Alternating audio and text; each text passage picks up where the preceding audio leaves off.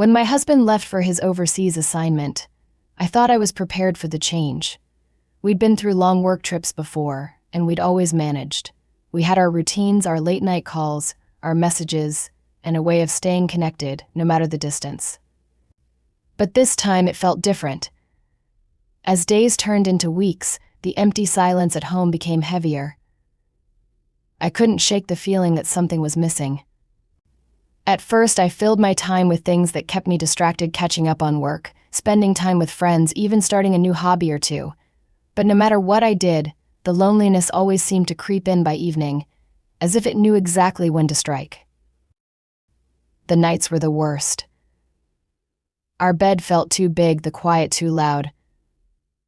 I'd lie there, staring at the ceiling, wondering what he was doing at that moment and counting down the days until he'd be back. Despite our calls and messages, I felt a growing disconnect, a widening space between us that was hard to bridge. I missed him, missed the warmth of his voice, his laughter, the easy comfort we shared. And though I tried to stay strong, I could feel my resolve starting to fray at the edges. It was around that time that my nephew started coming over. He'd recently moved to the city for college, and he was still finding his way around, adjusting to life away from home. He'd always been a sweet kid, polite, thoughtful, with a sense of humor that could lighten even the gloomiest of days. His visits were a welcome distraction, a little pocket of relief from the isolation I'd been feeling. We'd sit and chat, catching up on family gossip or talking about his classes and new life. Sometimes we'd just sit in comfortable silence, watching a show or sharing a meal. It felt like having a companion again, and I was grateful for it. I remember thinking how kind he was to make time for me in his busy schedule. He didn't have to come by as often as he did, but he kept showing up, and I appreciated it more than I wanted to admit. I began looking forward to his visits, counting on them to break up the monotony and loneliness. But somewhere in the back of my mind, there was a nagging feeling I tried to ignore, a quiet voice that questioned why his presence meant so much to me. As the days went by, I started to notice little things that I hadn't before. The way he'd look at me sometimes, an intensity in his gaze that lingered just a moment too long. Or the way he'd sit close, casually brushing my arm or shoulder as if it was nothing. Each time I brushed it off, telling myself it was nothing, just a figment of my imagination, a result of my own loneliness projecting onto an innocent gesture. But deep down, I knew that wasn't entirely true. There was a tension there, subtle but undeniable, and I couldn't pretend I didn't feel it too. I'd catch myself thinking about him at odd moments, wondering when he'd come by next. It was confusing, unsettling even, to have these thoughts. I was supposed to be the mature one, the one who was in control. But my nephew's visits stirred something within me that I wasn't prepared to confront. I'd try to rationalize it, tell myself that he was just a family member who cared, that I was just lonely and vulnerable because of my husband's absence. And for a while, those excuses worked. I convinced myself that nothing was wrong, that I was just overthinking things. But the truth was, I had become dependent on his company. His presence filled a void I didn't know was there until he started coming over. I began to wonder what my husband would think if he saw the way we acted around each other. Would he understand? Would he see it as harmless? Or would he feel the same quiet unease that I felt? I didn't know the answer, but as my nephew's visits continued, I could feel a line being drawn, one that was dangerously close to being crossed. And despite the warnings in the back of my mind, I couldn't seem to stop myself from inching toward it, one visit at a time. As my nephew's visits became more frequent, our bond grew in ways I hadn't expected. It wasn't just that he came over more often, there was a sense of familiarity, a routine that we fell into without either of us acknowledging it. He'd drop by after classes, sometimes with takeout, other times just looking for someone to talk to. I came to look forward to those evenings, feeling an odd excitement each time he'd text to let me know he was on his way. His presence became something steady in my life, a relief from the lingering emptiness that had taken over since my husband left. But as comforting as it felt, I couldn't ignore the nagging feeling that things were changing. We'd spend hours together, and he was easy to talk to, genuinely interested in what I had to say. I'd laugh with him, share thoughts I wouldn't usually share, and find myself opening up more than I had with anyone in a long time. There was an intensity to our conversations, a closeness that seemed to deepen each time we sat together. And it wasn't just me imagining things, I could sense it in him too. His eyes would linger on me when he thought I wasn't paying attention, and there was a certain warmth in his smile, a softness that was hard to ignore. I kept telling myself it was harmless. He was family, after all. There was no reason to think anything of it. But those lingering glances, those small gestures, seemed to have a weight to them that I couldn't shake. I found myself dressing up a bit more before he came over, making sure my hair looked nice, paying attention to details I'd usually overlook. I told myself it was silly, that it didn't mean anything. But in those quiet moments when we'd sit close, watching a movie or laughing about some inside joke, I couldn't deny that I felt something more. One evening, after he brought over my favorite takeout, we settled into our usual spot on the couch. He was telling me a story from his day, and I was laughing, genuinely enjoying the moment. But then he looked at me in a way that made my laughter fade. There was something in his eyes, an intensity that made my breath catch. I felt myself getting lost in his gaze, as if everything around us had faded away, leaving just the two of us in that silent, charged moment. My heart raced, and I felt a rush of emotions that I hadn't experienced in a long time: excitement, curiosity, and a touch of fear. I could feel the tension between us, thick and undeniable, yet I was frozen, unable to break the moment. A part of me wanted to pull away, to put some distance between us, but another part wanted to stay there, locked in his gaze, feeling something real in the emptiness I'd been carrying. My mind raced with conflicting thoughts, rationalizing it as innocent, but there was a voice inside me warning that this was crossing a line. I could feel the pull of something dangerous, something forbidden, but I didn't want to let it go. He finally looked away, breaking the spell, and the moment passed. I let out a breath I hadn't realized I was holding, trying to shake off the feelings that had washed over me. But from that point on, everything felt different. I could no longer pretend that his visits were purely platonic or that I wasn't affected by his presence. Each time he'd come over, I'd feel that same thrill, that same anticipation, as if I were stepping into something new and unknown. And I hated how much I wanted it, how much I craved that feeling of being seen, of being understood. I began questioning myself, feeling a mix of guilt and exhilaration that kept me on edge. Why did I feel this way? Was it just loneliness? Was it simply my need for companionship? Or was there something deeper? Something I didn't want to face? I tried to keep things normal, to act as if nothing had changed, but each time we'd sit together, I could feel the tension growing.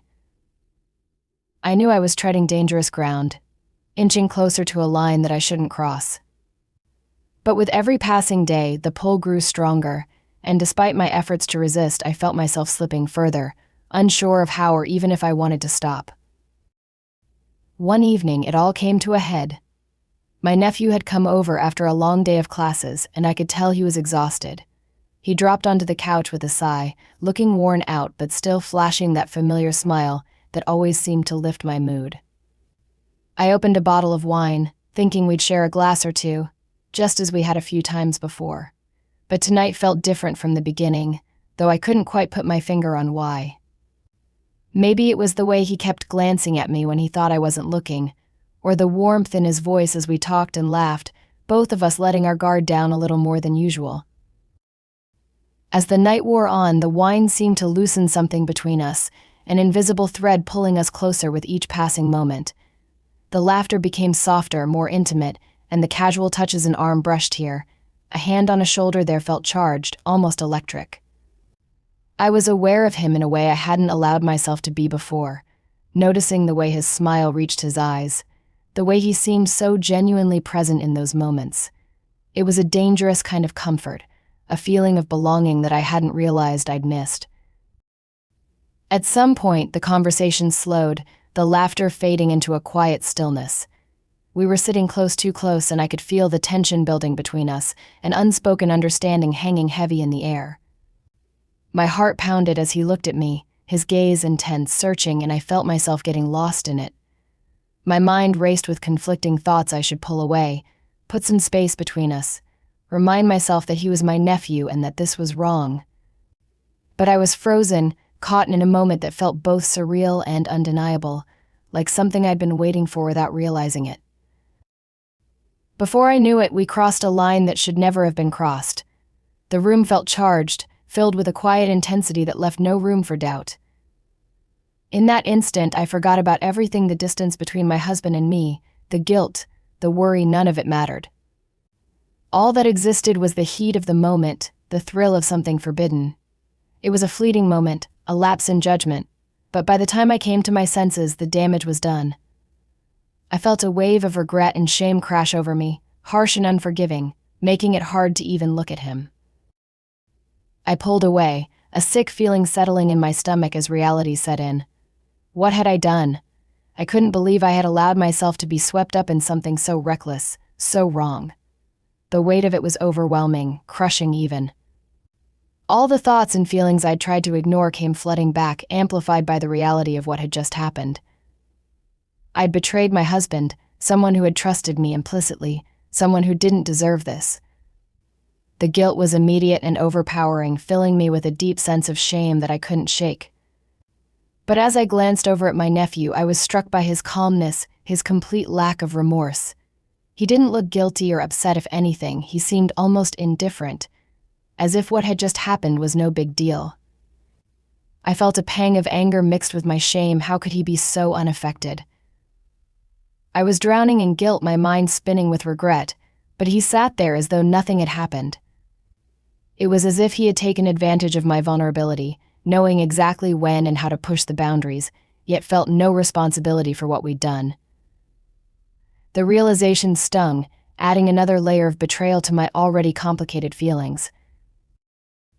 I felt used, discarded even, as if he'd played with my emotions only to walk away without a second thought.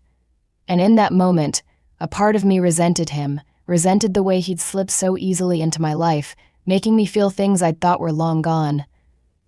The connection I'd felt before was tainted now, soured by the reality of what we'd done. I could barely look at him, my thoughts swirling with shame and anger as I tried to make sense of how I'd let things get so out of hand. The silence between us was heavy, awkward, a painful reminder of the line we'd crossed and the trust we'd broken. I felt trapped, overwhelmed by the consequences of my actions, and unsure of how to move forward. There was no way to undo what had happened, no way to take back the choice I'd made in that split second. And as he left that night, his indifference only adding to my guilt, I was left alone with the crushing weight of my mistake, haunted by a betrayal that would forever change the way I saw myself. In the days that followed, I could barely function. The guilt gnawed at me relentlessly, filling every quiet moment with reminders of the line I had crossed. I'd try to go about my usual routine, hoping the distraction would dull the pain, but nothing seemed to work. Every glance at my phone, every empty room, every familiar scent in the house reminded me of my husband and the love I had betrayed.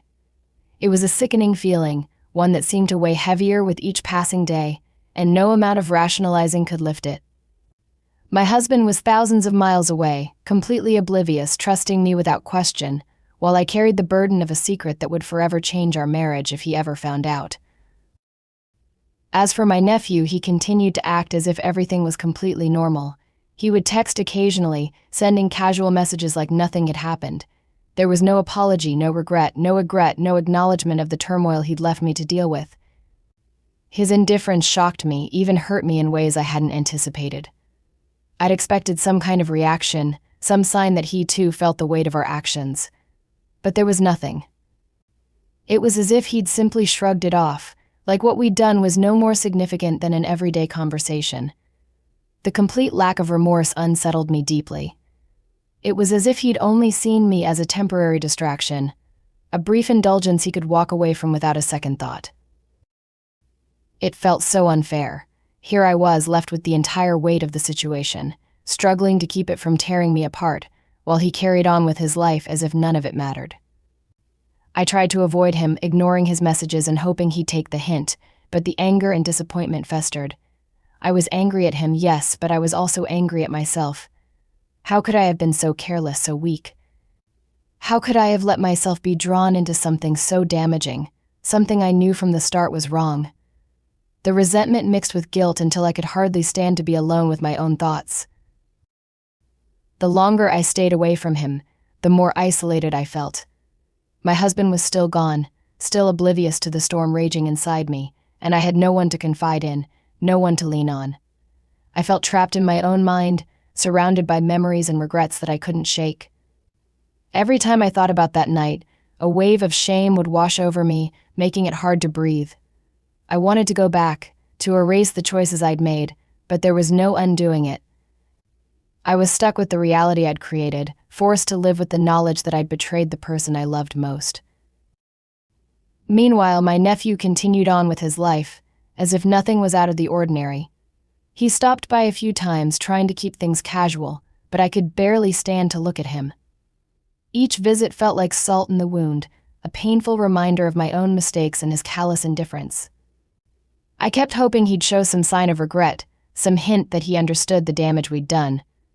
But he never did.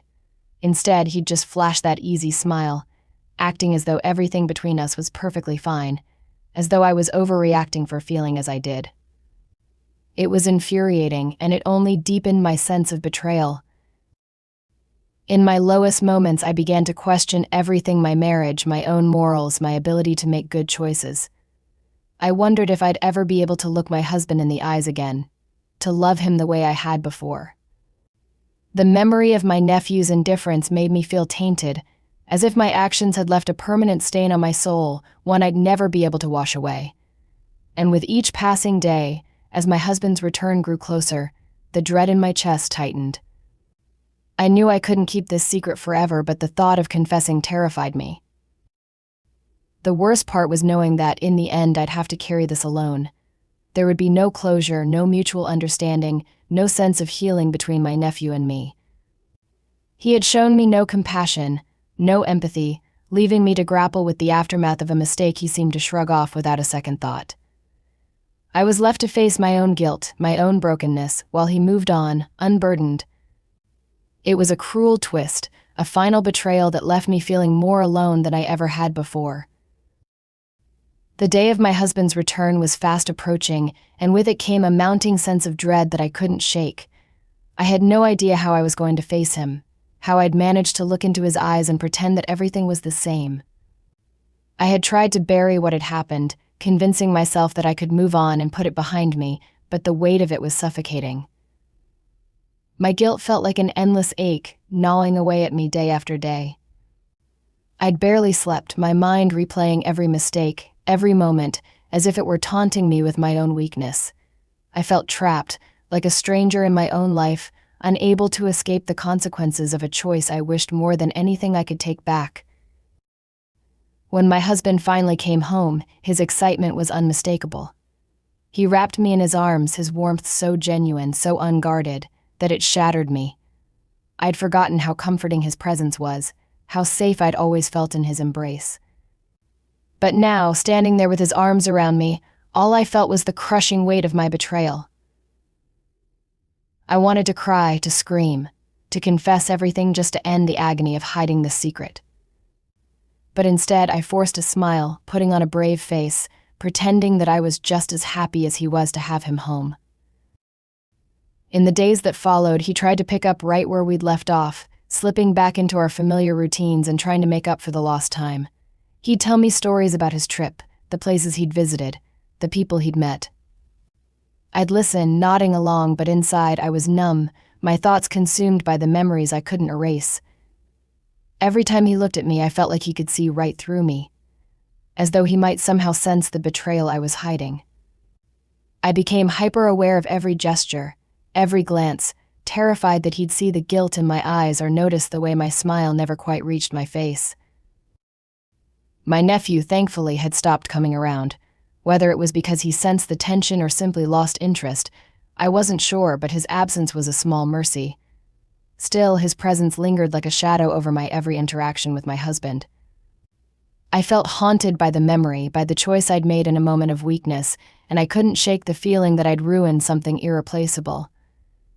The connection I once felt with my husband was now tainted, distorted by the shame that I carried.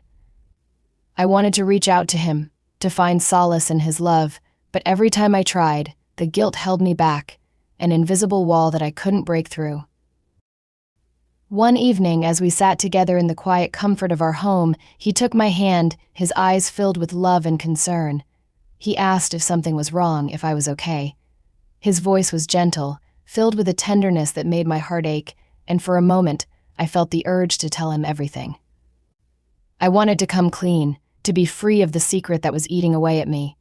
But I couldn't bear the thought of losing him, of shattering the trust that had always been the foundation of our relationship. So I shook my head, forcing a smile, assuring him that I was fine, just a bit tired. I watched the concern fade from his face as he accepted my answer, and I hated myself for lying, for choosing to protect my own peace over giving him the truth he deserved. Over time, I learned to bury my guilt, to compartmentalize the shame and regret, locking it away in a part of me that I never let him see. I became skilled at pretending, at acting like the devoted wife he believed me to be, even as the guilt simmered beneath the surface. I told myself that this was for the best, that confessing would only hurt him, that I was sparing him from a pain he didn't deserve. But deep down, I knew it was more than that.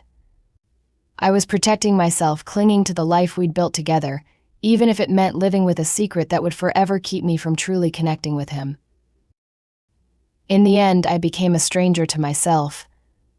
I couldn't fully love him, couldn't fully be present, because a part of me was always holding back, guarded by the fear that he'd somehow uncover the truth. I tried to move on, to find happiness in the life we'd built, but the ghost of my betrayal lingered, casting a shadow over every moment of joy, every moment of peace. I'd forever be haunted by that one choice, by the memory of my nephew's indifference and my own weakness, and though my husband never knew, I felt the consequences every day, a reminder that some secrets once buried never truly go away.